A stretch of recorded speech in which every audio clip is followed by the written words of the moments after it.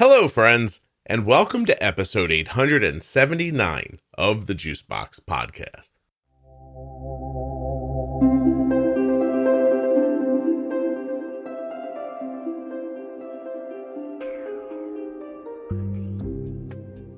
Today I'll be speaking with Melissa, who is a preschool teacher and the mother of a child with type 1 diabetes.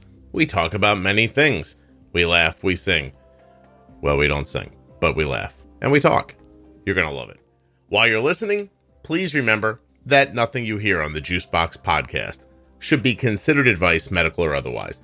Please always consult a physician before making any changes to your healthcare plan or becoming bold with insulin.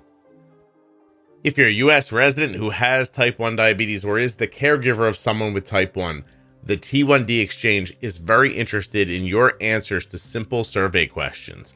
You can take that survey at t1dexchange.org/juicebox. It will not take long, 10 minutes-ish. And it helps type 1 diabetes research move forward. You can do all that right there from your house. t1dexchange.org/juicebox. If you'd like to get 35% off of some cozy sheets and joggers and other stuff, check out cozyearth.com and use Juicebox at checkout to save 35%. Speaking of saving money, hold on. If you use my link, BetterHelp.com/Juicebox, you will save 10% off your first month of therapy. This episode of the Juicebox Podcast is sponsored by Omnipod. Omnipod, of course, makes the Omnipod DASH and that wonderful Omnipod 5. Check it out at omnipod.com. You too can wear the same tubeless insulin pump that my daughter has been wearing since she was 4 years old. There are links in the show notes of the podcast player you're listening in right now and links at juiceboxpodcast.com to Omnipod, BetterHelp, Cozy Earth, Dexcom, all the sponsors. Check them out. My name is Melissa. I live in a town in Wisconsin, which, side note, I've heard you've never been to Wisconsin, Scott, even though your brother lives in this state. I knew you lived in Wisconsin because you already pronounced some words very oddly. So I was... oh, no. Yeah. Oh, I was hoping my accent wouldn't come out. No. I could have said Wisconsin when you started. I almost stepped on you and said Wisconsin. I was like, I'll let her get it out. So... And so my town has about 27,000 people in it. And we are I'm right on the tip of Lake Superior. Like the lake is 8 blocks from my house. So, and right across the bridge, which takes about 5 minutes, I'm in Minnesota. So that's how close I am. And that's probably why you will hear the Wisconsin/Minnesota accent come out, especially being just a little nervous. But yeah, so I am a preschool teacher and I'm going to be starting my 12th year doing this. So I work with 4 and 5-year-olds. I have some kids at the beginning of the year that literally were 3 a couple of days before I meet them. Mm-hmm. And I have kids that start with me that are already 5 because families have chosen to maybe wait a little bit, keep them at home for an extra year, things like that. Gotcha. Those are the people who think their kids are going to play football in the NFL one day, right? Usually that is the case. They could only hope, right? I have a 12-year-old son named Riker, and I have a 9-year-old daughter named Reese. And Reese is our type 1 warrior. You're now making me wonder what Rikers Island is named after. I know. I didn't even know. The only correlation I had before we named him was... I can't even remember. It wasn't Rikers Island. It was something else. Oh, we were on vacation in Mexico and there was this kid and he was like super brave and jumping in the water and, like 2 years old and not a fear in the world. And we were like, what's his name? And it's the first time my husband and I had ever heard that name. So we're like, ooh, we like that. And it flowed well with our last name. So that's why we went with that. Are you German? Do you have German descent? My husband has some German, but it had nothing to do with that. I didn't even know that was a German name. Well, listen, I don't want to put it out there, but nobody Google it because Right. I do know what Rikers Island is afterwards. Yeah. Anyway. And we do have a golden doodle named Riggs, which also was not named after Mel Gibson's character in that movie. So, well, where? Because that's what I thought when you said it. So, where's that name from then?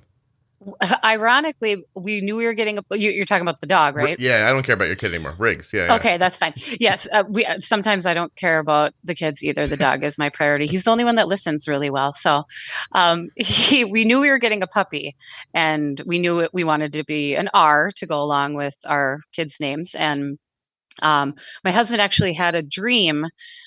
But the night before we went to get the dog, that our son went up to him and said, "Dad, I think his name should be Riggs." And my husband woke me up to tell me that. And I was like, well, there you have it. So that's where we went with that. Good enough. Yeah. I dreamt last night about Subway. So the sandwich. You got to go to Subway. No, I don't want to go. My daughter's friend is going away to college. This kid lives off of Subway, and she likes it as if it was good. I don't know how to explain it to you. Like, she thinks it's like cuisine, and right, and not fast food. Right, and then she's going to college in England. Oh, wow! And I said, "What? You have everything worked out?" And she's like, she just doesn't even skip a beat. She's like, "Mr. Benner, there's a Subway 5-minute walk from where my dorm is going to be." And then she goes, "I mean, my flat." And I went, "Okay." So, that was a deciding factor. So I think it might have been all she cared about, if I'm being perfectly honest. So, yeah. Yeah, my son loves Subway, and it's all he gets is turkey, pickles, red onions, and ranch, and that's it. I don't want to say something that I'm wrong about, but I think all of Subway's meats are the same, like the same conglomeration, and they just like, this one's turkey, this one's chicken, but it all starts the same. I don't know. You'd have to look that up. I could be wrong. So let's hope, because I feed my kid that every once in a while. Put the turkey flavoring in that one and the ham flavoring in that one, and let's get I don't know. Maybe I'm wrong. Maybe it's the thing I heard on the internet, and the internet's not right. I reserve the right to not know anything, which is why the internet's not always right. Is that what you're saying? Listen, I hear things, All right. So I'm sorry. So your kid that has diabetes is how old? She is 9. She turned 9.5 now. And it was, I find myself just randomly wanting to guess a name that starts with R. Did you say Riley? No, Reese. Reese. Okay. Was that after the Arnold Schwarzenegger movie or no? No. All right. Because I don't know what you people are doing over there. It gets cold there. People get confused. Very, very. Yes. It's a beautiful day out today, though, thankfully. Is it? It's not like sweltering hot the way it gets there in the summertime for no reason? No, there's a nice breeze. It's probably about 65 or so right now. Wow. Yeah. My son came up to me the other day and he goes, "Hey, seriously, people in Wisconsin, they go ice fishing?" And I was like, "Yeah." And he goes, "Like, really? Like, it's not just a thing that happened one time. Like, people do it." And I was like, "Yeah." And he looked really confused and walked away from me. I was like, "All right." So, he needed a moment to process. He's just like, so they go out onto we talked about it for a second. And I said, "This is what it is." He goes, "They have to be incredibly bored." I said, so boring. They're just waiting for the Packers to play. Leave them alone. They're trying to pass the time. All right. So Reese is how old? I'm sorry. She is 9.5. Okay. 9.5. And how long ago was she diagnosed? Actually, she has 2 different diagnosis days, which I can explain that later, but it'll be 3 years on Sunday/Monday. 3 years. Okay. So 6.5 years old. She was just in first grade when it happened? We were going into first grade. Yes. Well, we as in her, well, kind of because I work in the same building as the school that she goes to. So, she was, and then we did 7 months of first grade, and then this thing called COVID happened and we were back at home. So we had 7 months of management and getting ready to go into first grade, trying to get all of our ducks in a row with this new diagnosis. So it's Education Week here on the podcast. So yeah, that's awesome. Well, I just had a teacher on who was also the child of a student that goes to the same school. I listened yesterday. It was a good one. So that one's up. What you don't know is that in between there, I recorded with a principal from Alaska whose child has type 1 diabetes. Today I'm recording with you. If tomorrow is another teacher, I'm going to lose, because I don't plan any of this. Like, so it's, I know, I'm assuming people people aren't like surprised anymore when they hear I don't plan things, but like I didn't do this on purpose. So, Oh, that just things happen for a reason. I don't know. We'll find out. I can tell you one thing, that after I was done recording with the principal, she told me a story that I can't repeat that was amazing. It was so good.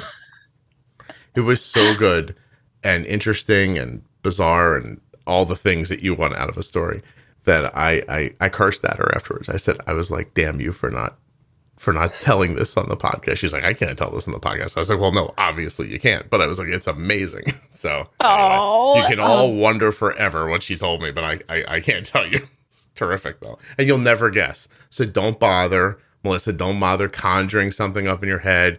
You're not even going to be close. So I already got my brain gears going here. So so you're telling me that I'm never going to know the story. I can't guess the story, but it's an awesome story. And yeah, that's 100% right. There's no, if you and I just spent the rest of this hour and you said to me, I'm just going to guess broad themes of the story, I don't think you come close to it. So anyway, damn her. Principles, huh? She could have just come on and honestly and told the story. Would have been amazing. Oh. But no, it's okay. It's still a very good episode. Nonetheless, you teach preschool. Yes. Do you teach it in a public system or do you teach it in a private facility? It's a public system, yes. So like all the elementary schools in my city, we have 6 of them, are all pre-K through 5. Oh, okay. So you're like a certified teacher. Oh, yes. Yeah. I have a bachelor's in elementary education with a minor in early childhood, and I'm nationally board certified as of December of 2019. And I actually just finished and got my master's of education through a university in Wisconsin, and I finished that in November. So when you say preschool around here, my expectation is babysitting with letters and numbers. Oh, if only. Yeah. That's so, but this is like a structured, like, I know they pretend that they're, look at me bad mouthing people. I love everyone. No one get upset. Okay. But I felt like a preschool in my area was like parking your kid. Like it was a kennel. I thought it was just a kennel. Right. Like a doggy drop off. Yeah. You're like, where can I leave this living thing where when I come back, it'll still be alive. That's like how I looked at it. And then whatever happens to it while it's there, like, let's just hope the cops don't have to come. You know what I mean? Yeah. Yes. Cross your fingers. So that is not your job. Not at all, actually. No, I would say like you're describing kind of like a childcare facility, but even our childcare facilities in our city have some structure and, guidelines and things that they have to adhere to.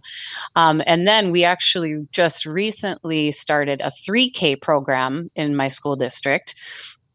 So those are 3-year-olds that it is primarily to support families with childcare, but it's also in a school building, structured, licensed teachers, that kind of thing. Mm-hmm. And then when we get to my position, which it's also called a community preschool, and then but we call it 4K for short. It's like 4-year-old kindergarten.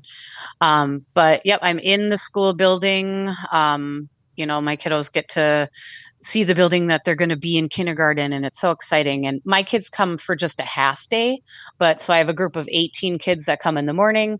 Then I have my lunch and my prep time.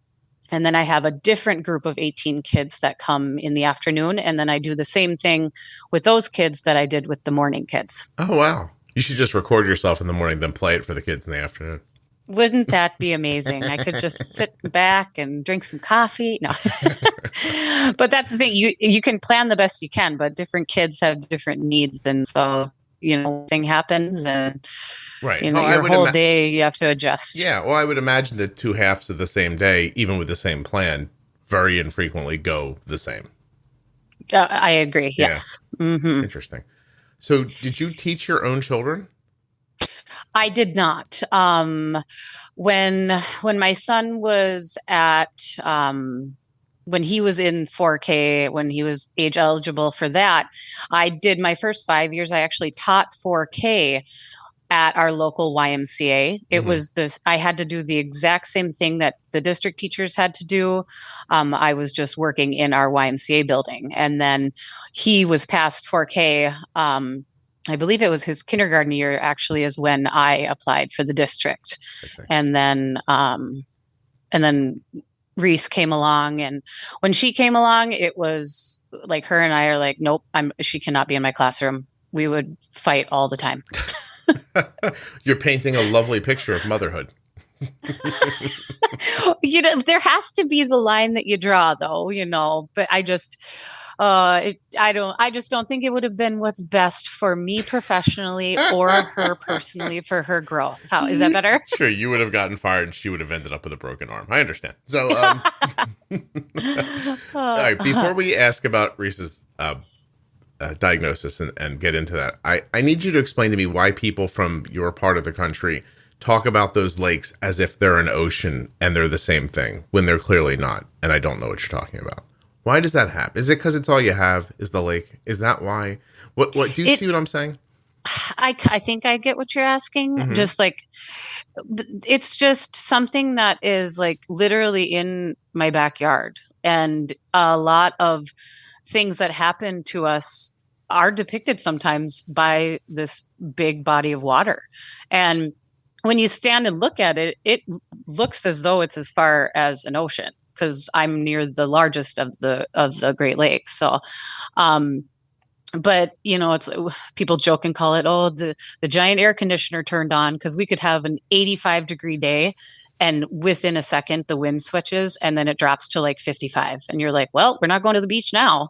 So kind of like one of those redneck air conditioners with the cooler in it where you just fill it with ice and then blow air over the top. So exactly. So the wind blows over top of the lake and just cools everything. Yes. Huh. Yes. Well, I mean, that's nice. But it depends on the day, and it depends how many days in a row. Have you ever been to the ocean? Yes. Okay. So you have contacts, because sometimes I hear people who've never seen an ocean. They're like, it's just like the ocean. I'm like, yeah, you never saw an ocean, but okay. So you have contact. Is it just like the ocean? I don't think so at all. Mm-hmm. I was actually just in Mexico in March, and it's not even close. I know being on vacation without my children made me probably appreciate the ocean a lot more. But no, like the feel is different. The swimming's different. The fear of sharks, totally different. So yeah, they ought to put like a big, like a fish in that lake that doesn't belong there. We'll see what happens. Oh, that would be fun. Like in 50 years, if they'll just take over. I don't think, by the way, no one do that. That's a bad idea. But it ruined Florida. There's snakes everywhere. And, just people buying these little like boa constrictors. And they're like, oh, they're so cute. And then one day they're like, I don't know what to do with this. And they just throw it in the ground and then they're everywhere. No. Yeah. Oh, gosh. Danger noodles. Are you trying to name the podcast? Are you trying to... I didn't even try. Because if you're trying to name the episode, you're winning so far. I don't care. No, my sister calls them nope ropes, and I say danger noodles. Are you talking about penises or snakes? What are you doing right now? Snakes, for sure. That's when you said your sister said nope ropes. I was like, oh, her sister's gay. I get it. Like yeah, no. Yeah. She is not. No. She's very afraid of snakes, though. I don't like a snake either. And I mean the kind that crawl on the ground. I mean, yes. I guess I mean the other kind too, but I wasn't talking about that. I guess just for clarity. But not that matters one way or the other. Yeah, you wouldn't care. Melissa, you wouldn't care about this podcast if I was gay, right? Like, it'd be fine still. No, not at all. Yeah, I don't think that matters. I'm accepting of all people. I love all people. And you're from the middle of the country and you pulled that off. So it's pretty amazing. Yeah, right? Because you've never been to a museum. That's the only thing. All right. So it was one of the things when my wife and I were thinking about where to live. I can't believe, as young people, like in our 20s, we thought, well, one of the reasons we want to stay here is because of the culture. And that it's so readily available and accessible and varied. And then you start raising a kid, and I don't care how hard you try. Like, you can't. I think I got my kids to a museum like twice when they were little. You know what I mean? Yeah. And Same. that's it. Like Monet paintings came through and we're like, all right, well, let's go see these. And they walked around and a half an hour into it, they're like, can we go? Like, Totally over it. I'm like, we bought a house here so that you'd have access to the never. Yeah, let's go. Just a bunch of stuff we thought was going to be important that wasn't. That didn't work out very well. No, not at least at all. you tried, though. You made the effort. That's good. Yeah, I do have an amazing Monet cutting board though from that from that day. See, totally worth it, right Do there. you think if Claude Monet knew his art was put on cutting boards, do you think he'd be like, wow, that's cool, they remember me all these years later? Or do you think he'd be like, this is sacrilege, like, what are you doing?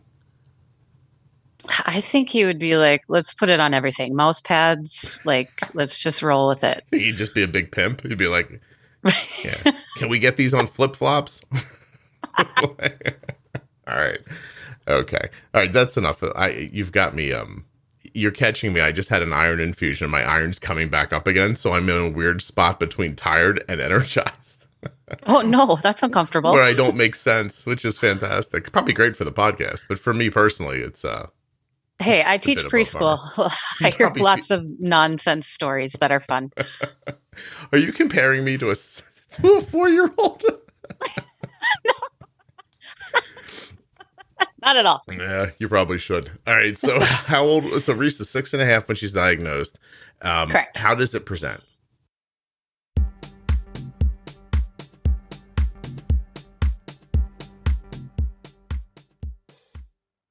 My daughter Arden began wearing the Omnipod tubeless insulin pump on February 4th, 2009. That was 5,093 days ago. Or another way to think of it, 1,697 pods ago. At that time, she was 4 years old. Hang out with me for a moment while I tell you more about the Omnipod.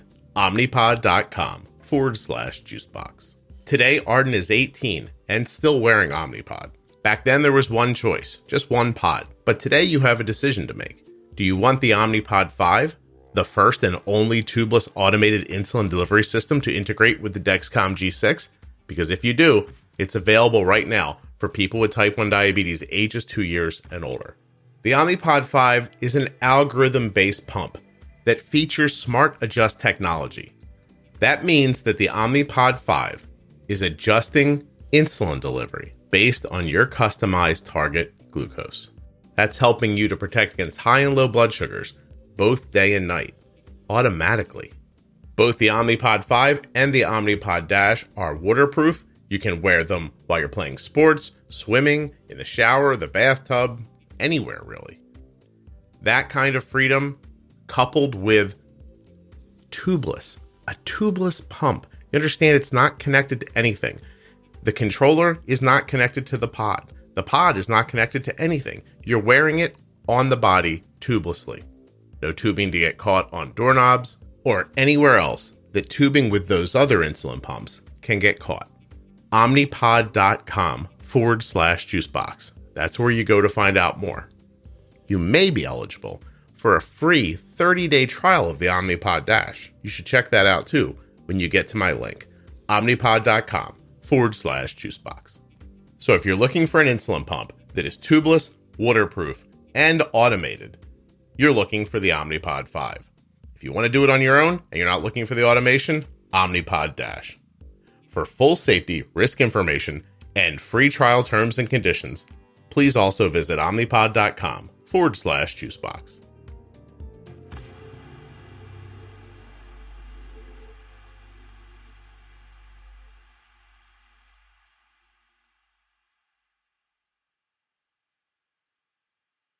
Don't forget to go to CozyEarth.com, use the offer code JUICEBOX at checkout to save 35% site-wide, and of course, BetterHelp.com/JuiceBox to save 10% off your first month of therapy. So it was summertime. We were really busy. She loves water. I still can't say that, oh, she was drinking excessively. The biggest thing for us was the bedwetting, which she was potty trained, during, obviously she's 6.5 over, during the day, but, consistently, like she still needed a pull-up at night. Mm-hmm. And then it got to the point that she was soaking through it and sheets and, and it was actually, I had 2 days of staff development training, and I dropped my kids off with my mom for the first day, didn't see them in between, and then they went with my sister the second day. So then fast forward, it's a Wednesday, and my mom, my mother-in-law, and I were painting my bedroom. And, they said, Reese is just not her usual bright and wonderful self. She was a little lethargic. And like, we love her. She's a very free spirit. We lovingly call her our little gypsy girl. Like, she is just happy-go-lucky. So it was very clear that something was off. And so I remember sitting down with her and being like, what's going on? And she was 6.5. She couldn't really articulate her feeling. And she didn't say specifically like, oh, I feel really crummy. And she had just gone to Hayward with my in-laws. They do that every summer. And, I'm a teacher, and I know these warning signs that you look for when something traumatic has happened. So that crossed my mind. I was like, did anything happen in that you were uncomfortable when you went camping? And she said, no, not at all. And so it was time for their well child checks. So I emailed their pediatrician and kind of said the same things I just said to you. And her response was, your email literally is like I could be reading it out of a textbook about juvenile diabetes. And she said, you need to take her in now. And I was like, oh, okay. I remember I got the email from her, went to Menards because had to pick out curtains for my new walls in my bedroom. And she called me and said the same thing. She goes, you need to go in. And this is part of the story why she has a little kind of 2 different diagnosis days, because I went home, got her to the local hospital that's in my town. And they did some blood work, and, everything came back that's what it was. And I remember taking the moment that every parent needs when you're presented with something like this. And I turned and I faced the wall and I cried for about 30 seconds. And then I turned around and I was like, all right, let's do this. And so, me knowing nothing about the disease, neither side of the family have anything, no autoimmune, no Hashimoto's, nothing on either side. So I'm like, I don't know. What do I do now? And they're like, well, we have to call an ambulance. And I'm like, well, wait, what? And she loved it, by the way. She had a blast on her hospital stay. She loved the ambulance ride. She reminisces about it quite often. If only I could be diagnosed with something else and get back to that hospital, Mom. Yeah. Seriously, she's like, I got food. I got to watch TV and lay around all day. So that it's kind of like we were at my town's hospital and the ambulance came and got us, somewhere around 11:45 at night. Mm-hmm. So by the time we got over to the Minnesota hospital, that's across the bridge 5 minutes away, and got, her admitted and everything like that in the PICU, it had crossed to the next day. So to me, taking her to our hospital in our city, it was July 31st. But like when we go to her endocrinologist in the other city, they always say August 1st was her diagnosis day. I see. Well, I figured out what Menards is while you were talking. Oh, save big money. Everything's 11% off for the next 3 days, actually. Oh, if I had a nickel every time I did a rebate, I wouldn't need the rebate, but it's pretty nice. So it's like a home store? You paint and lumber and build, like pretty much anything that you ever could want for your house. You just go to Menards. Do you have Home Depot near you? In that other city that's right across the bridge, yes, okay. We have a Home Depot. So those are similar kinds of businesses? Yes. Gotcha. Yes. Do you think people right now are like, wow, she told that really amazing story about her child's diagnosis and he asked about Home Depot and Menards as a follow-up? Do you think they're just like, what now? Just listen, trust me, okay? You need a second. It's a sad story, and it's. I mean, it's nice that the kid was upbeat, but really, it's a bummer. Like, Yeah. it's crazy that she even remembers it. I mean, I'm glad she doesn't have a bad memory about it, but it's interesting that at how she recalls it. So was she not? I guess not in DK, obviously, when you guys. Yeah, no, out? she was. She was. Jeez. She was, and just still loved it. Every minute of it. Yeah, she was like, I told you, she's my free spirit, gypsy, happy go lucky kind of gal, except when she wants to argue with me. And then like there's a little switch that flips, but that's okay. I was really fascinated when you said that the way she looked made you ask her if she'd been assaulted. Like, yeah, that's really something. And yes, or, like just something uncomfortable that could have happened to her because, as a teacher, you are trained to look for those types of things, and regression of toileting is actually a sign of something traumatic that has happened, and there's probably hundreds of people at the campground that she was with, and, and when you're with somebody 24/7, like I have that mom guilt every once in a while, especially right now when all these pictures come up on Time Hop from that time. And I'm just like, what? How did I not see? Right. I've forgiven myself for that. Very quickly, I forgave myself because when you don't know about something, and even if it's right in your backyard, if you don't know what to look for, there's nothing that you can do to, be mad at yourself about it. Yeah. She was really thin. I remember her playing soccer that year, and she would get so tired, and she would I laugh because it's something she would do normally. Like she would, in the middle of a soccer game, she would run over to me on the sidelines and be like, "Mom, I'm thirsty." But she was doing that so much. And there was one that she actually threw up during her soccer game. And I was like, oh my gosh, like, what are we? I was like mortified, and looking back, I'm like, that poor little honey, like what was actually going on with her little body at the time. But she was so positive all the time and didn't complain about anything that I had no idea. Wouldn't know. Well, I think it's great that you were able to just say, look, how would I can't hold myself accountable for something I didn't know about. So yeah. I had to make myself do that. I'm just, like I said, I look at those pictures and I'm like, because she was very thin, but also she was growing. She's really tall for her age. Like I wrote down her stats. She's actually 4'6.5". She's in like 94th percentile for height and stuff like that. So, I was like, oh, growth spurt. She's thirsty because it's been a hot summer, that kind of thing. So, hey, you know what I just heard for people who write me still and complain that I make fun of soccer? A child can leave a soccer game to get a drink while it's happening, and it doesn't impact the game at all. So, yeah, I'm just saying. Yes, yeah. I am a witness of that right. multiple times. Just literally take a player off the field, and it doesn't even matter. So, especially at age 6. Right. Yes. Yeah. So you keep defending your soccer. It's okay. Yes. I did play soccer in high school. So did you? A little hey, bit. Listen, I love Ted Lasso, but it doesn't change the story you just told. I'm telling you, if the catcher runs off the field during a baseball game, you got to stop playing. Yeah. There's things that won't happen if the catcher is gone, for sure. All right. Anyway, so I'm sure soccer's terrific. She was in DK. Melissa, give me 1 second. For a disclaimer, please don't write me about soccer being great. Please. Right. Oh yeah.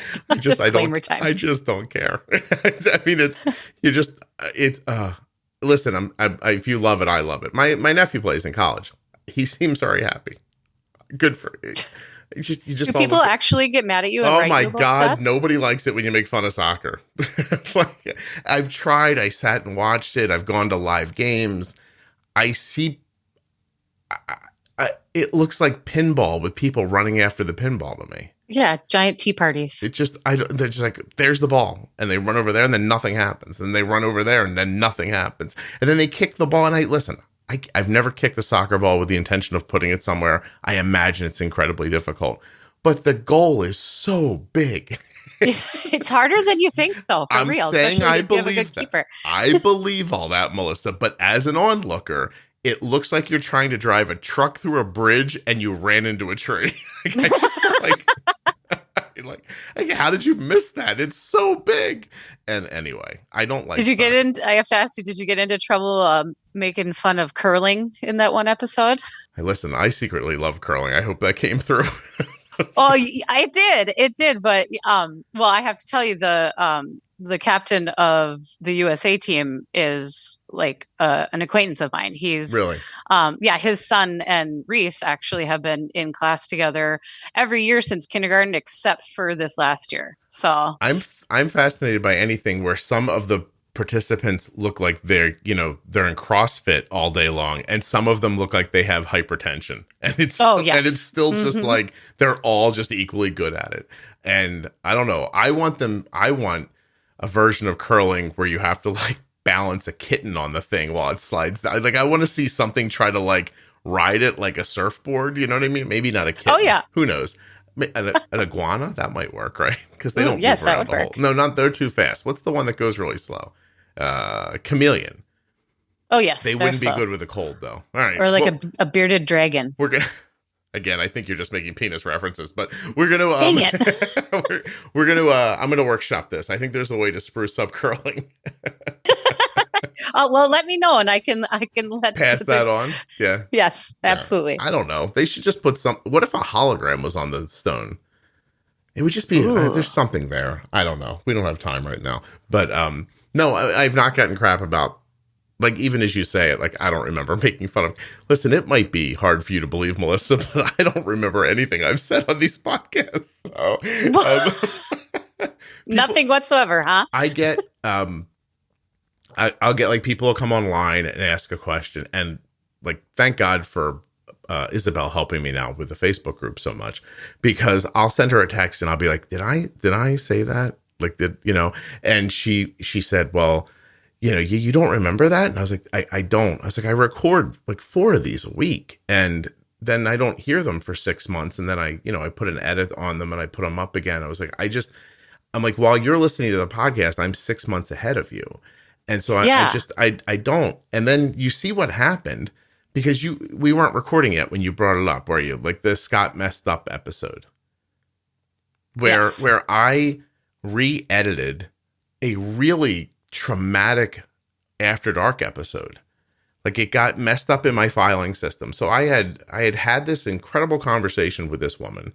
It was really, she went through a lot of trauma. I mean, stuff that like stuck with me. Really, sincerely. And then I put it up, and then I don't know, 5 months went by, and somehow the unedited raw file ended up in the queue still. And when I got to it, I just sat down and re-edited it. And as I was listening to it, I was like, oh my God, this story is incredible. And even when you listened to it a second time, it didn't spark that like you had already done it? Melissa, my iron was very low when it happened, so I'm going to a little blame that. But yeah, okay. No, I mean, I remember I had all the same beats and all the same feelings listening to it. And then I got it all done. I put it up, and it was up for maybe 2 hours. And I got a note, I think from Isabel. She's like, I'm pretty sure you ran this episode already. Well, you can't be expected to remember everything you talk about with everybody. So, but Melissa, I take your point. But that's why I'm using this as an example, because this was a grown woman who had been sexually assaulted by her own parents. And that's how much content I hear, is what I'm trying to say to you. Yeah. Because I'm like, I could retell her story right now if you needed me to. It stuck with me so much. And yet when I was I was head down working, like you guys don't know, like there are some days I'll get up in the morning and I look at everybody and I go, I will see you at midnight. And I edit like 4 or 5 episodes in a row. And so I'm head down powering through them. And I just got caught in a day like that. And I don't know if I got tired or what happened. Maybe I was just in one of those weird worlds where I was just listening for noises and clicks and stuff that didn't make sense. And I wasn't really hearing it. I don't know. But you never know, though. In that situation, I always like to think that what if somebody listened to it in those 2 hours, you accidentally had it up and you changed their life and helped them in some way. I did get a couple of nice notes about it. So, hopefully something like that happened. But anyway, my point is just that I don't know what the hell I say on this podcast. So when you're at home, like hammering away on your keyboard and you're like, dear Scott, soccer is like, I don't even know if I mean I don't like soccer. I can't tell anymore. Oh man, the hate mail from the trolls, soccer trolls. Listen, it doesn't make sense to me. And I'm sure they feel the same way about things I like. And it's fine. Go live your life. Just don't email me, please. I don't care. I don't care. I'm going to read your email and I'm going to laugh and then I'm going to delete it. So, anyway. All right, so you did sound surprised that you didn't think Reese was in DKA when she was diagnosed. Just because she was so like upbeat and like, this is amazing. You know what I mean? Yeah. Well, and I almost don't want to tell you her stats, but um, the one blood sugar I remember is 786, and her A1C was 14.1. Wow. Yep. So that was July 31st. And then, like I said, we hit the ground running. And when she had her November 11th A1C, she was 6.8. So, oh, wow. Yeah, we brought her down. She's fluctuated quite a bit for various reasons. But one thing I am extremely pumped about is so she diagnosed, August 1st of 19. We had the Dexcom G6 on her by September 14th of 2019. Mm-hmm. Omnipod DASH went on October 1st of 2019. And we actually just started on the OP5. And June 8th, actually the day after she finished school, we were done with school, and I'm like, that's it. Okay, we've been on the Dash. I did the online training just myself. I didn't need to meet with anybody. It was really easy, really simple. Right. Got her on. We're on pod probably 13 right now. And so June 8th is when we put the first Omnipod 5 pod on. She had her next endo appointment was June 13th, and they were like, how's it going? And I'm like, well, it's been about a hot minute, so I don't know yet. Yeah. But she is the very first in we have an area of, because our town and that Minnesota town are so close together that we're kind of like a, how they call the Twin Cities. We're something similar to that. And so she's the very first patient to be on the Omnipod 5 in our area. Oh, wow. Yeah. Well, that's why they're so interested. They're trying to figure out what's going on. How are you finding it to be? I absolutely love it. Oh, like, cool. I get it that like it might not work for everybody. Some people are seeing these wonderful numbers already with the Dash. But even when it was almost coming out, her endo is like, she is a great candidate for this. And it's because she had so many unexplainable rises, like early morning rises, that dawn phenomenon stuff. Mm-hmm. And it's like I've slept through the night. It's crazy. Like no low alarms. It's very weird. I almost feel like I wake up in a panic every once in a while. Like, wait a second, I didn't wake up at all. What's going on? Yeah. But yeah, like her A1C at that appointment was actually 8.4. And I looked at how SugarMate gives you like an estimated at the same time. That estimated that same day said 8.5. But now the SugarMate estimation, she's down to 7.7 in just over a month. Okay. So were you guys, would you consider yourself struggling over the first couple of years, or would you just, how would you quantify how it's been going? I would say we would have struggling days, struggling situations. There's so many variables and things to figure out. And I feel her endo's very cautious with where her ratios were at. We run into the problem sometimes that she'll eat breakfast and we pre-bolus. We have been since, I would say maybe even 3 months in, we were like, okay, pre-bolus time. And like she'll eat her breakfast, even if she wakes up at, sorry, I'm skipping around for you, but let's say the end of the school year, she wakes up and she's floating really nicely right around 110, 120, somewhere around that area. Mm-hmm. Getting up, by the time we are walking out the door for school, she's like 196. Mm-hmm. I'm like, without eating anything, that's that feet on the floor thing. Yeah. And then we get to school and we pre-bolus for what she's going to have for her breakfast, which is she eats at school for breakfast. And then, so we correct that 196 where she's sitting at plus eat. Then she starts climbing up. Then she doesn't have enough time to come down before her 11:40 lunch lunch. Okay.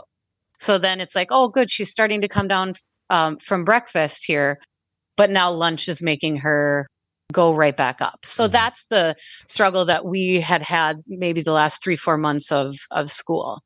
And since the Omnipod 5, we're having some of the meal spikes, but she's not going above like 250, 270, somewhere around there after eating.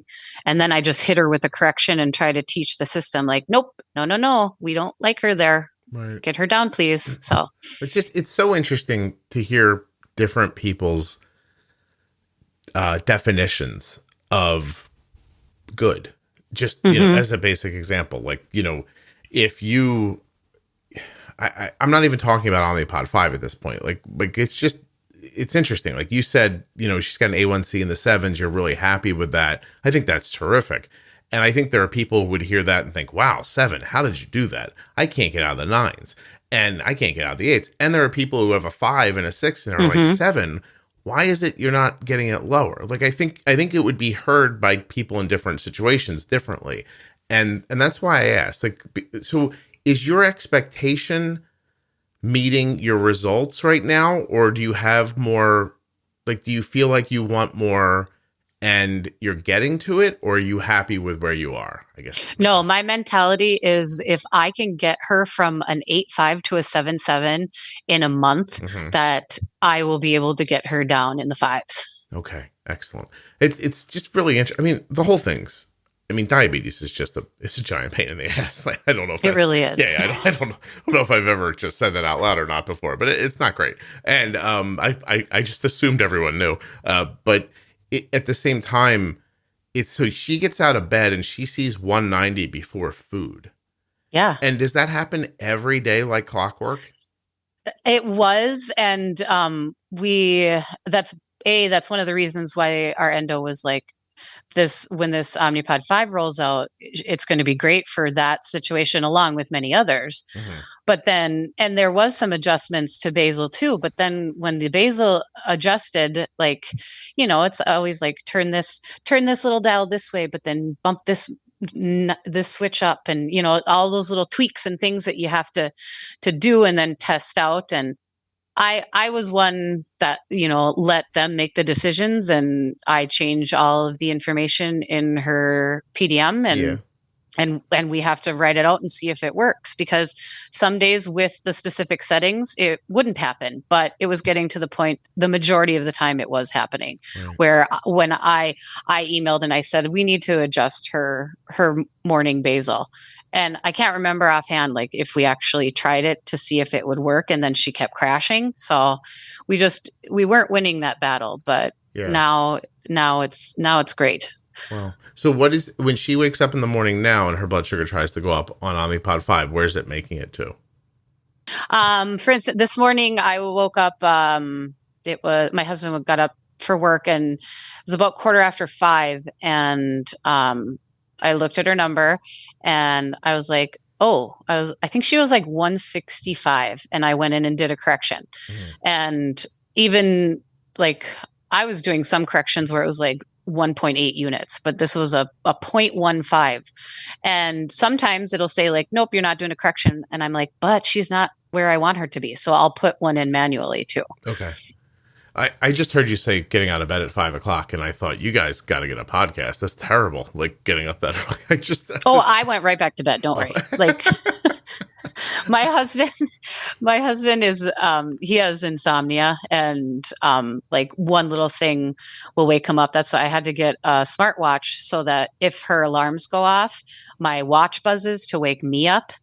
And so I'm the primary caregiver, which is probably a good thing. My husband's a brilliant man. He's like, I will do it anytime you need help. You need to just ask me, but you know that you're going to be like, you do it, but not like that. I'm like, yeah, you're probably right. Oh my God, I'm baffled by getting up at 5 o'clock in the morning for work. I would change my entire life to make that stop. Yeah, same. What does he do? He sells craft beer. Really? Yeah. Beer drinkers are up that early making business? Oh yeah. Well, Wow. because his accounts consist of liquor stores and bars in I see. our town and some surrounding areas as well. Yeah, but I always joke that our jobs are on completely opposite ends of the spectrum. That's really funny. Craft beer, preschool teacher. I just my brother was saying something the other day about his job. I was like, you got to get a podcast. I was like, that's horrible. And everyone knows I'm kidding. He's laughing and he's like, yeah, that's what I'll do. He's like, I'll get a podcast. And I was like, and that'll pay my bills. And I was like, it's working for me. And he's like, yeah, sure. He goes, it works for you and a handful of other people. He's like, if I start a podcast, no one's going to listen to it. I was like, I'm just kidding. You shouldn't start a podcast. You should do it. Just being a dick, really. It's all I was really doing because he's running this printing press in Wisconsin, and I'm like, if your back hurts, have you thought of podcasting? About running a printing press. Yeah. People would be interested. I can't. The only thing listen, my brother told me a story once about a guy he worked with that ended with two drunk men drunk driving an RV that didn't have a seat for the driver, so they were sitting on stacks of cases of beer as a seat, and then they crashed into a restaurant. Oh my gosh. And then the cops came and one of them got shot in the leg. And my brother's like, so this guy's telling me this story at work yesterday. And all I could think was like, where did I move to? Like, what happened? That's a great episode of a podcast right there. If I thought that guy could tell that story, I'd find him, tell him, look, I know you don't have diabetes, but I just need you for a half an hour, please. It's just, and then my brother's like, he's like, the whole time he's telling me the story, I'm thinking like, this guy's just full of it, And he's like, and then sure enough, in the paper, like 2 days later, the whole story was in the paper. I was like, oh my goodness. Amazing. Anyway, that's why you have time to ice fish, is what I'm thinking. We don't hunt or fish. And we're Minnesota Viking fans and not Packer fans. Oh, are you even allowed to say that? I don't think. No. I don't know. Maybe not. Yeah. Maybe you can edit that part out. No, just kidding. People will find you and they'll be like, listen, a lot of stupid stuff was said in that podcast, but then you said the Vikings and we have to come burn your garage down at the very least. I hope not. How bad is the cold? Are you born there? Yes, born and raised, same town. In the middle of winter, when it really hits, do you think I got to get out of here? I don't. My husband says it every year. Every year, he's like, "Why? Why do we live here?" And I say, well, because I don't know, it's negative 50 degrees right now with the wind chill. And I just cracked an egg on our recycling bin and in 10 minutes it froze. And that's a great science project for my preschoolers to see. So but a big thing is like our entire family is here. Like, my dad actually passed away March 19th here. I'm sorry.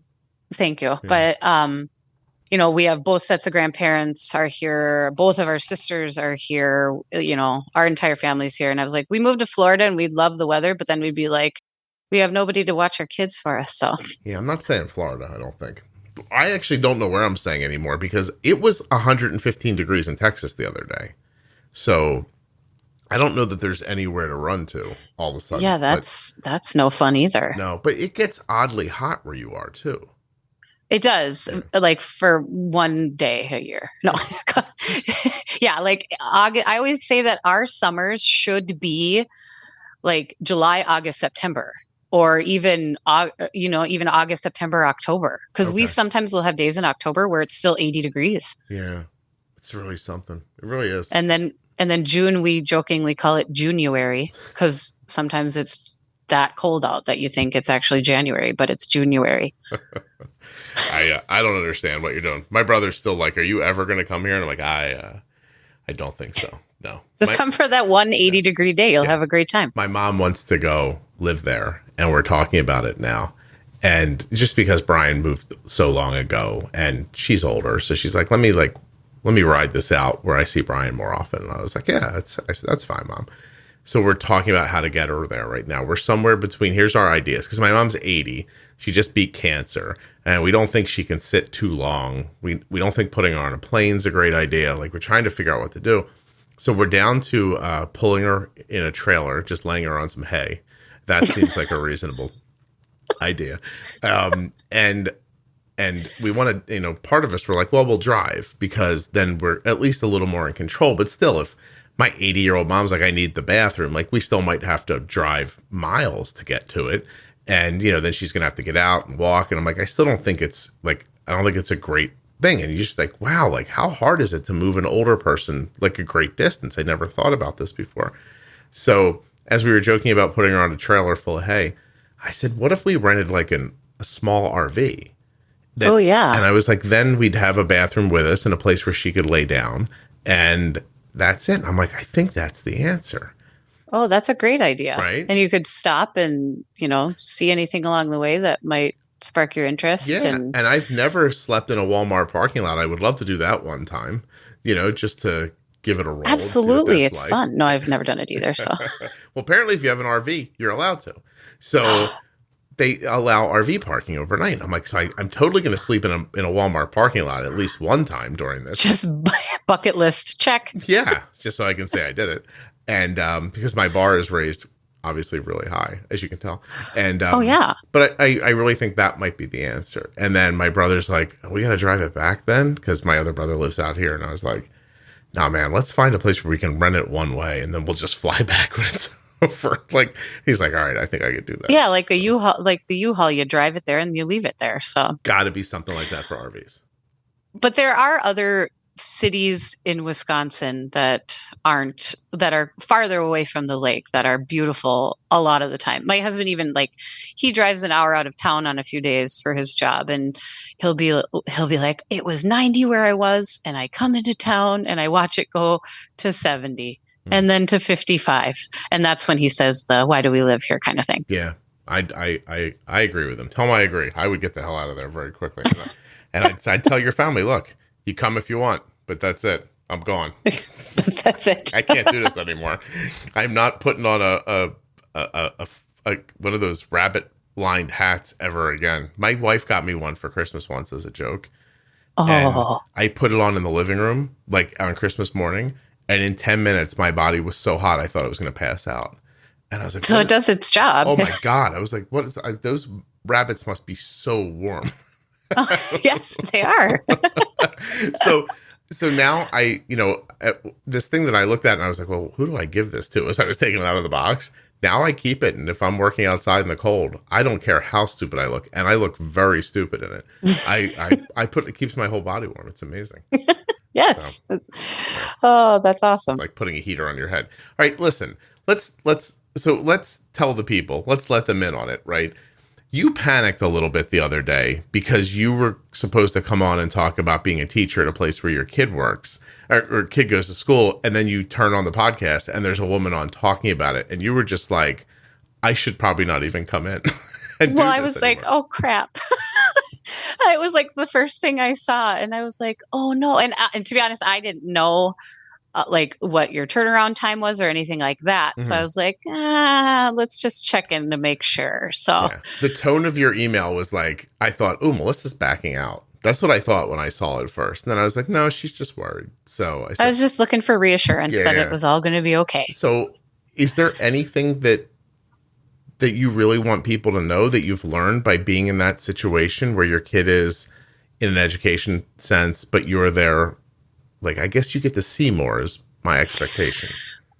Well, and yes. So the overarching thing I think of is the quote from Maya Angelou, which is, do the best you can until you know better. Then when you know better, do better. And that kind of has encompassed the last 3 years. Mm-hmm. With initial diagnosis, I'm like, I need to be there. I need to make sure everything is going the way it needs to be.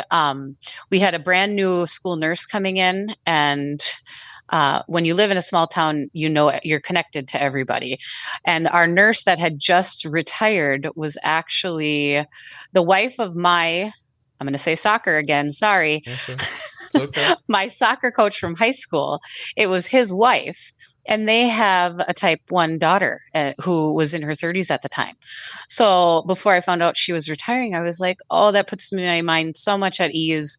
She knows probably more than I do about the care, even though maybe not the technology piece, but, and then I find out she's retiring and I was like, oh no. So that just added to, okay, what is this new nurse going to look like? And I'll be honest, I feel very lucky in how everything works out with my job. I know I've read and heard horror stories about school nurses that make decisions without asking and things like that. And that is absolutely not the case with our nurse. She texts me like the littlest thing. And I'm going to be honest, like, I don't think you waited long enough to see if that little bump like gets her going in the right direction. Let's do it different this time. And she like I collect the box that stays in the nurse's office at the end of the year, and I find notes that she takes because she's wanting to learn more and do better as well with her care.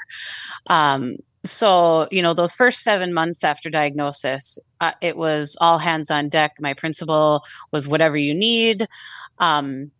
Her kindergarten and first grade teacher, we have something it's called looping. So kids get the same teacher for kindergarten and first grade. Mm-hmm. Studies have shown that it's like 6 weeks extra of, you don't lose 6 weeks of learning time because you already know your kids and where they're at right when you jump into first grade. So, but her kindergarten teacher is awesome. And ironically, my first date with my husband was in her childhood home. That's like how connected. Wait, what? Hold on. Yeah. So my husband and I met in 1997. Okay. And his buddy was on the basketball team with him. And his little sister is my daughter's kindergarten, first grade teacher. Oh, I see. So yeah, this first time that my husband and I hung out was at their house. So that's just my point of how everybody knows everybody in my town. Melissa, you've been felt up at the home of your child's teacher? Is that right? I said we hung out, Scott. We hung out. Okay. Well, you're married now. So he was 15 and I was 17. Oh, Melissa, you took advantage of a young boy in your kid's teacher's house?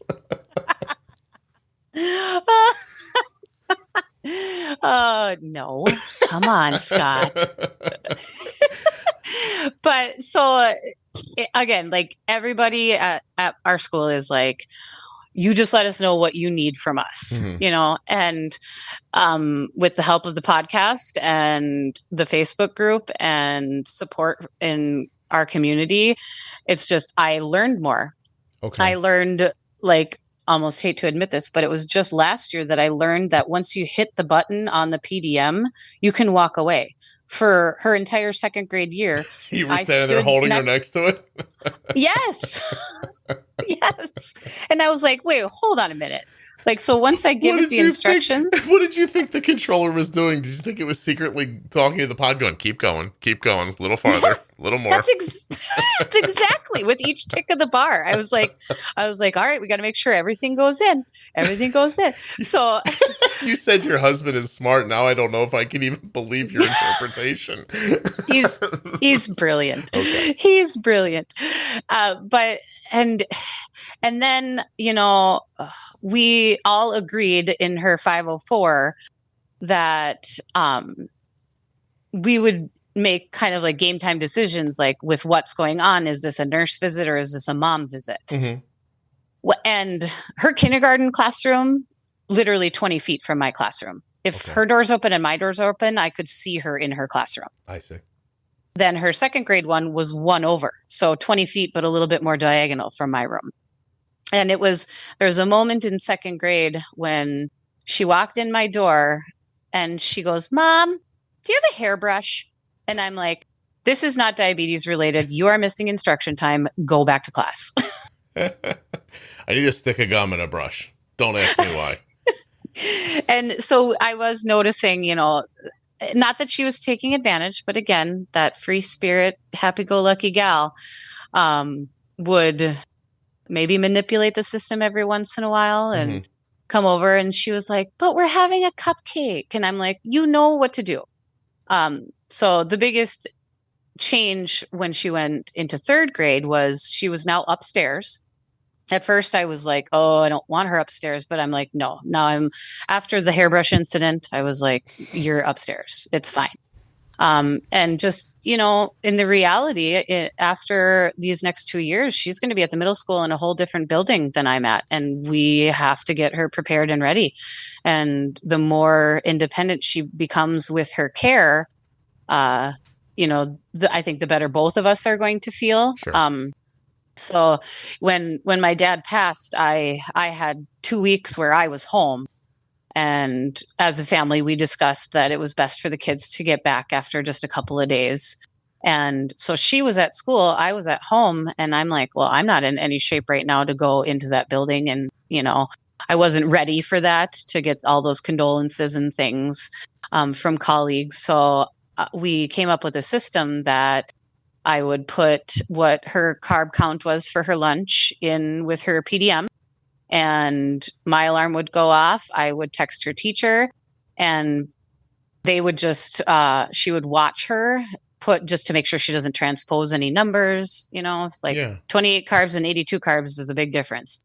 So, so she started doing more of that independent care. And once I went back to work, I said, do you want to keep doing that? And she was like, yeah, I do. So she's got to feel comfortable. The more we know, really great communication between everybody involved is so important, and really being open and honest with when something is going wrong, or you can do better, then the conversations need to happen.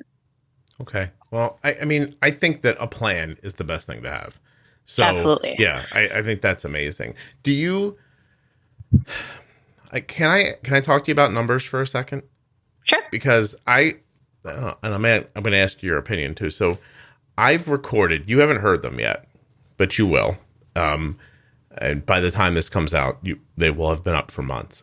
But I recorded a 3-part series about Omnipod 5 in conjunction with Omnipod, the company. And they provided a CDE for me to speak with.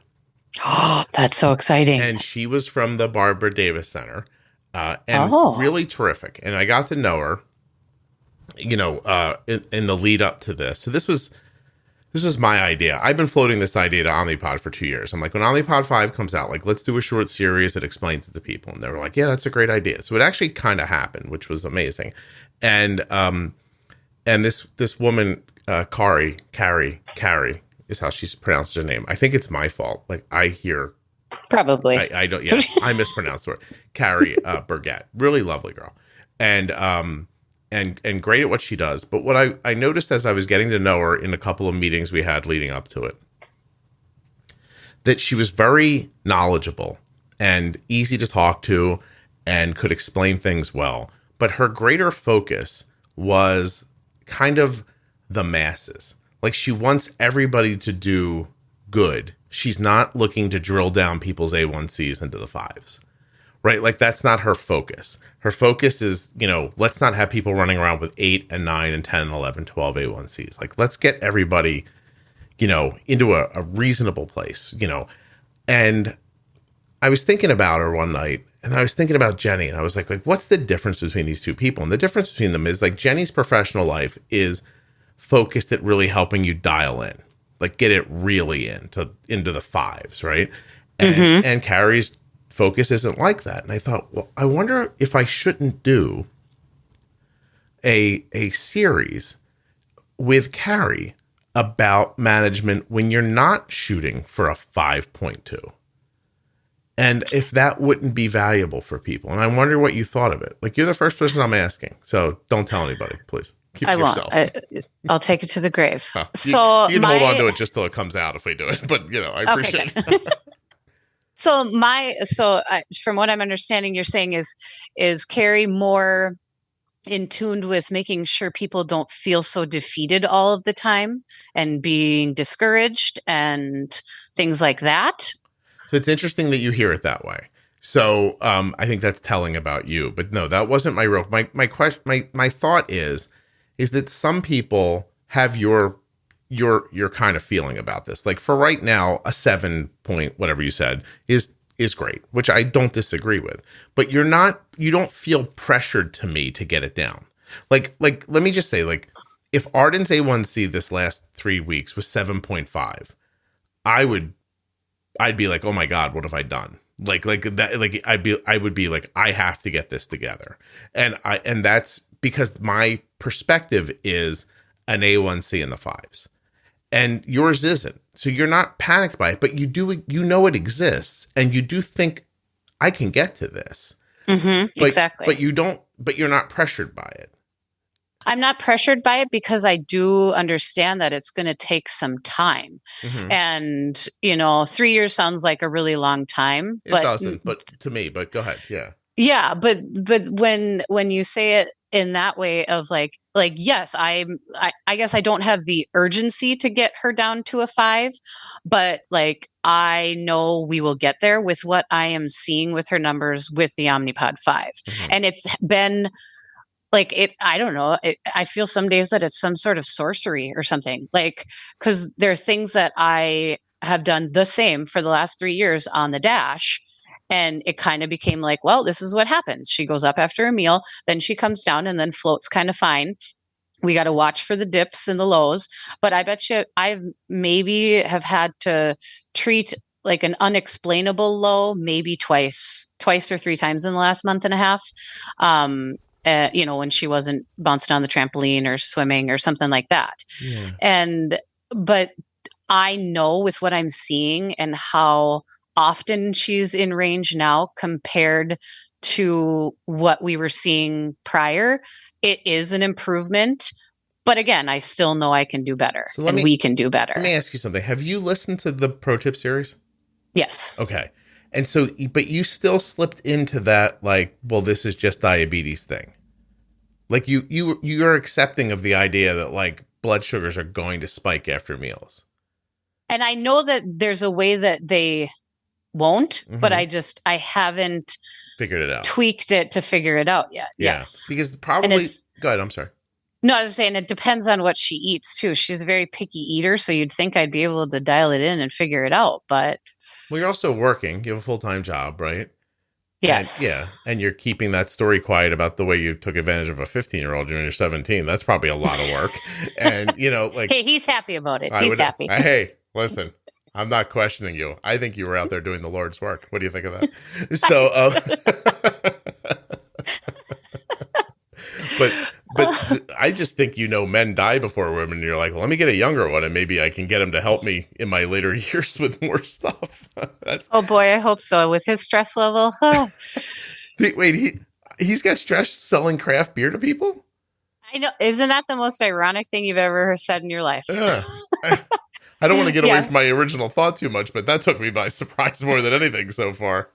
Oh, yeah. Well, when you have 90 accounts that are very demanding and you're the kind of guy that never tells them no, and, his name's Clint. So I always say like, oh, well, Clint will do it. Clint will do it, as that's what I envision all of his accounts saying, because he does. He just bends over backwards and works really, really hard. And he doesn't sleep well because he'll wake up in the middle of the night being like, okay, wait, I have to do this, this, this, this. And then his brain gets going. And then he's one of those people that like when he can't sleep well, he'll go for a run. I'm like, that's insane. Ew. You've married a mental patient. That's all I can tell you. That's ridiculous. Like 4 miles in the morning at like 5 in the morning. And I'm proud of him. Like, hey, I'll wave at you while you go down the driveway, babe. Good job. I'd rather have hypertension, but like it's, I'm kidding. I would not, but so it's, Where was my thought? How did you get me off on that? Oh, by saying that it was stressful selling beer to people. Craft. I mean, if that's not an easy job, then nobody has any hope. Just really it is far, far from an easy job. No, listen, I don't know that there are many easy jobs. This one's stressful. And I mean, I was joking a half an hour ago about like, just get a podcast if you want to take it easy, but it's really hard. And there's a lot of stuff that goes into it, but nevertheless. So, okay. So you have though, like you got into that thing where you were like, listen, this is going to happen and I don't know how to stop it, but you believe that you will one day. Yes. So so my point is, I guess, is the reason you're probably enjoying Omnipod 5 is because as her blood sugar is going up, it's trying to stop it where you weren't doing that. Is that right? And to an extent, yes. Okay. Like I didn't, if she was trending up, I'm like, okay, we're doing something. I would like near this before the switch, I bet you I was doing like a temp basal increase 3 times a day. Well, then, And did you ever think that maybe her basal wasn't strong enough? oh yeah. Yes. Okay. But again, like I said before, I was the one that trusted and still do trust what her endo has told us to do. Mhm. And, like days would go by and I'd be like, oh, I should send an email so they can look at the glucose report so that this can happen. And we can figure out how to switch and change. And then we'd go on Christmas vacation for 2 weeks where she would be sleeping until 10 and not eat. So then like certain ratios were off, and then summertime, so they sound like excuses, yes, but I was absolutely correcting and doing everything I could to get her. I was being very aggressive, actually, in my opinion, at the end. Yeah, they don't sound like excuses to me. They sound like life, and it's why I was asking you so that you could kind of articulate it, and I wouldn't be the one making the point, which is that it's all well and good, right, to say like, well, you just have to do this, or you just have to do that. But when are you supposed to find the time to do that exactly? You know what I mean? Like, I know it's of the utmost importance, but at the same time, like you still have to be at work on time. You still have to say a certain amount of time. Your husband's got to get up and be crazy and go for his run and go sell his beer and come home. And you have another child, right? Mm-hmm. And so, yes, that just what you said there a minute ago about like, I know I should contact the doctor, but I didn't right away. And I think that's the part. That's the hardest to fix in all this is how do you help people be to feel autonomous enough, I guess, to make those changes on their own without having to reach to somebody, to do it on the fly. Like, I don't sit down and like pour over Arden's numbers for an hour before I change something. I'm just sort of like, there's no time for that. Yeah, I'm like, let me just try this and see what happens. And so I think that's what people need more than anything is that. Mm-hmm. And then you went into Omnipod 5 with settings that were really only giving you an A1C of what? She was at 8.4, I think, at her last appointment. And we did change some things. Like he dropped her, what's it called? The insulin sensitivity factor. She was at, I think, 100 or 90, and we dropped that to 70. And they explained to me, okay, that means that when you do a correction, she might come down real fast. So you got to watch. But did that happen? No, it hasn't. Because listen, may I spend the last couple minutes helping a little bit here? Please. I would love that. What does she weigh? She is 76 pounds. And what was her basal rate when you left Dash? Oh, hold on. I had a feeling you were going to ask me that. So I have to go into her stuff. So you know what? I think I took pictures on my phone. Just a minute, please. You're fine. Hold, please. I'm trying to figure out a way to call your episode "Snakes Look Like Penises" without it. Not Danger Noodle. Well, Danger Noodle is really good though. But hey, it's no butthole adjacent, but Yeah, and nothing's gonna beat that for a while. I know. What did your sister say? No. Nope rope. Nope rope. Well, that's pretty good too. I know. All right, so. Yeah, we kept most of her settings the same. So she was, let's see, she was she's a 0.3 from 12 a.m. to 7 a.m. Then 7 to 1, she's 0.45. 1 to 5, she's 0.65. And then 5 to midnight, she's also 0.65. Yeah, I mean, your problem is that I don't understand where 0.3s are coming from. Yeah, and it was down, and he changed that. It was a 0.35, and he changed that at the last appointment because, and I feel like his reasoning was she would dip low earlier in the night, but I wasn't treating. And then she would just slowly climb those last few hours. So these lower basals were for overnights. Yes, 12 a.m. to 7 a.m. 12 a.m. to 7 a.m. But then she'd wake up in the morning. So you're probably just at a basal deficit 5, 6 o'clock in the morning. And then she wakes up feet on the floor, whatever else happens to her, adrenaline, etc., and it overwhelms her blood sugar because she doesn't have enough basal to help it. Because what she needs when she's awake is more like 0.65, like you're talking about. Mm-hmm. Right. Yeah. Because like all the way from 1 p.m. to midnight, she's at 0.65 for her basal. Then why not just jack her? Well, it's too late now because you're using something else. But I mean, in that situation, I would think if you see those early rises in the morning, then just start bringing her basal up earlier than when she wakes up. Yeah, but she's still like, these are still the settings that I did put into the OP5. Yeah, no, I know. But trust me, 5 minutes after you put in those basal settings into Omnipod 5, it's making decisions on its own. It's never going to think about that number you put in ever again. So that's true. Yeah, that's true. But it's interesting. I mean, anyway, it's so I can't wait to see what happens for people. I'm watching online people having, I think, two very distinct experiences with the algorithm so far. And it feels like people are either like, my God, look how great this works. And it just does. Or they're like, no, we're struggling around this time or this time. And I'm wondering, based on a lot, like how much of it is bad settings when you started, on the day you started. Like just like, because people oftentimes have low basal rates and then make up for it with big boluses. Yeah. Right. And then that'd be interesting to collect that data. Yeah. It's so, Omnipod says that the kind of the farther off your settings are when you start, the longer it might take the algorithm to figure you out. Mm-hmm. So, how long have you been doing it now? June 8th was our first pod. You're like 7 weeks, maybe? Yeah, I think we're on like our 13th pod, somewhere around there. Do you still see it improving, or has it plateaued for you? The last couple of days actually has been that early morning rise that I was like, wait, why are we seeing this again? But I still am happy so far with the results. And it's given me the confidence to not be so afraid of the lows is really what it had done. And maybe it's just a mental thing of, I think that, she's going too low, it's going to suspend the insulin and not give her basal. And then we'll be able to catch it or, and I just listened to your 1515 episode where like I figured that out maybe a year ago when I'm like, no, she doesn't need that much. How about we'll give her 3 fruit snacks and see if that just bumps her up just a little bit enough and doesn't have a rebound low. But for 2.5 years, you followed that rule. I did. Yeah. And you didn't need it. No, and there were days where it worked well, but again, it's like, well, but then did she go to gym class?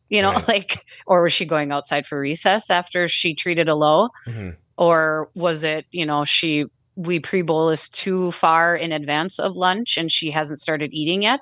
All those questions that you're like, all right, but there's simply not enough time or energy to record and remember everything. Right. In order to make it so it doesn't happen again. Because even if you change it and remember it, it's probably not going to happen the same way anyway. It's interesting. I enjoy your perspective. Thank you very much for sharing it with me. I really do. Yeah. I do. I have to tell you a cute story, though, the other day. Is this about you, like, dating little boys?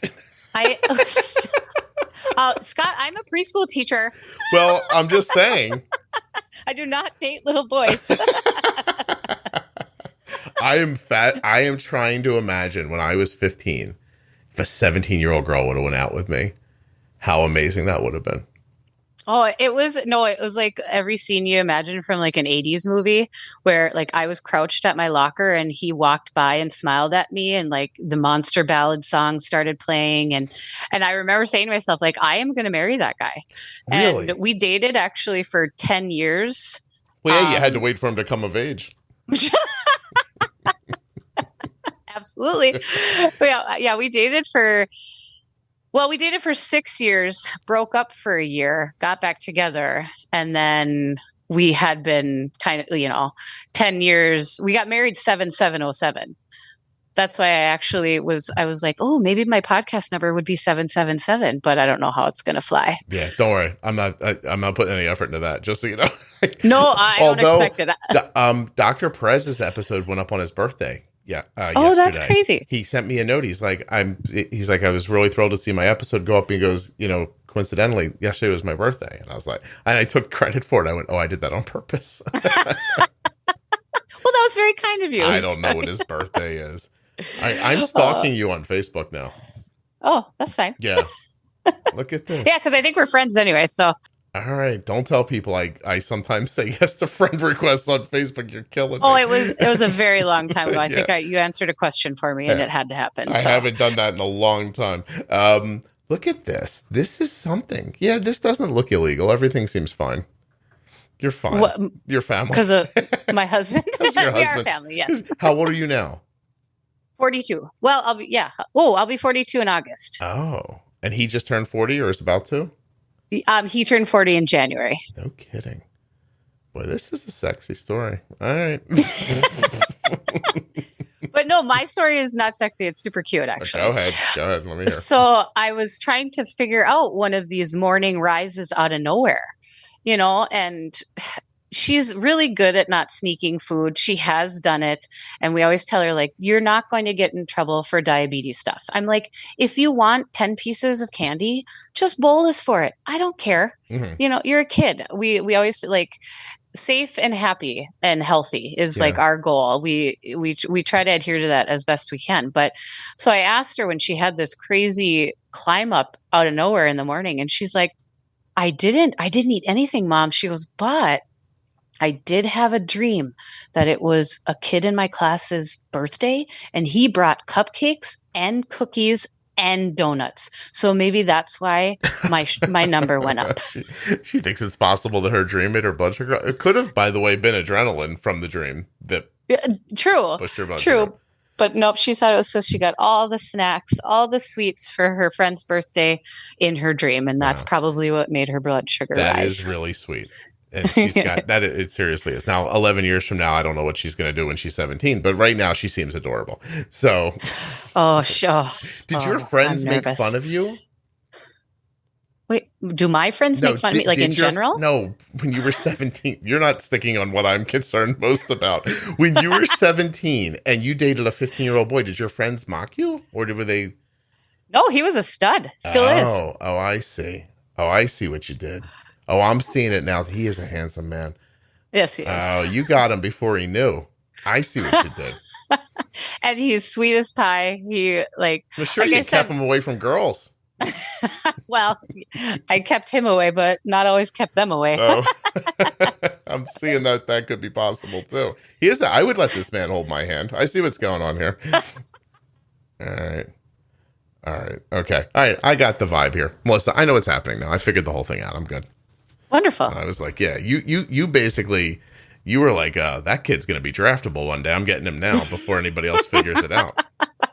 I see. See, I am smart, Scott. Well, now I'm figured out. Now they figured out what happened.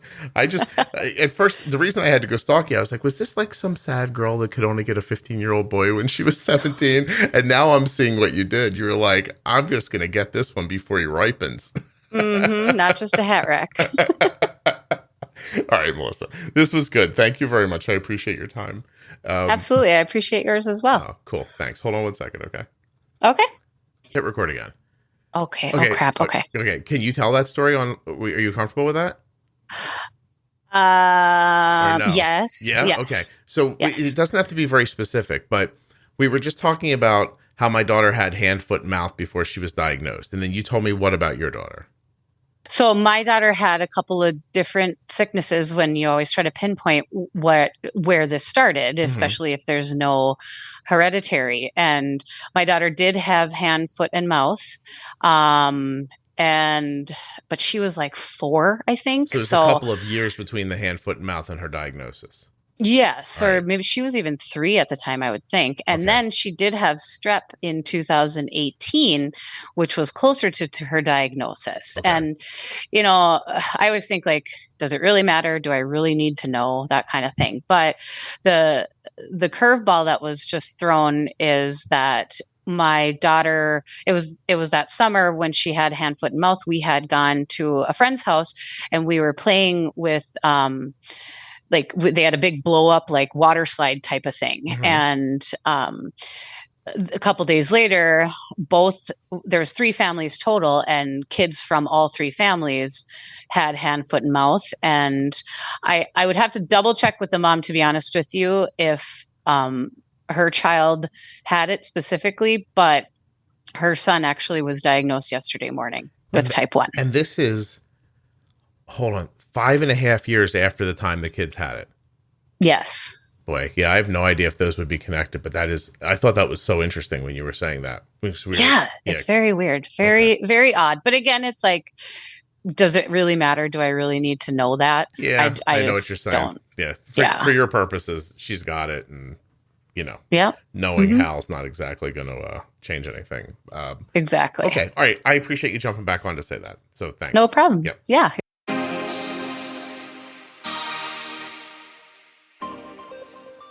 First, let's thank Melissa for sharing her story. And then we're going to thank Omnipod, makers of the Omnipod DASH and Omnipod 5. Omnipod.com/juicebox. Check it out. Get started today. BetterHelp.com. If you're looking for talk therapy, BetterHelp.com/juicebox will get you 10% off your first month of therapy. Use my offer code JUICEBOX at CozyEarth.com to save 35% off site-wide. That's pretty much it. I hope you enjoyed this episode. Thank you so much for listening. I'll be back very soon with another episode of the Juicebox Podcast.